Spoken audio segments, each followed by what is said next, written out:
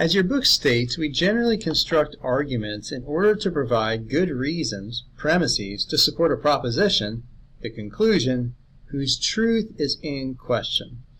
On the other hand, we generally offer explanations for accepted facts, not for claims that are in dispute. For example, if you and I are both sitting in your car and you turn the key in the ignition and it doesn't start, I might offer an explanation. Your car does not start because your battery is dead. We both know that your car doesn't start. That's not in question.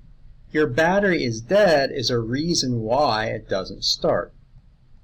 But let's say that you don't know anything about cars. I walk up to you and say, "You left your lights on all night. Your battery is dead."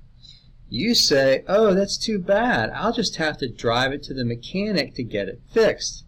And I say, "But your car doesn't start." You say, "What makes you think a thing like that?" And I say, "Because your battery is dead, and cars with dead batteries do not start." In this case, the exact same phrase, "because your battery is dead," is a premise in an argument. It's a disputed fact whether or not your car does start. I think it's true and you think it's false. So, when we see a word like because, we need to determine whether it indicates a premise in an argument or an explanation.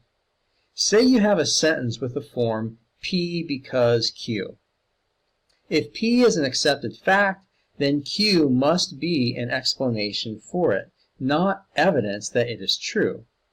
If P is not an accepted fact, then Q must be offered as evidence for it, and there we have an argument.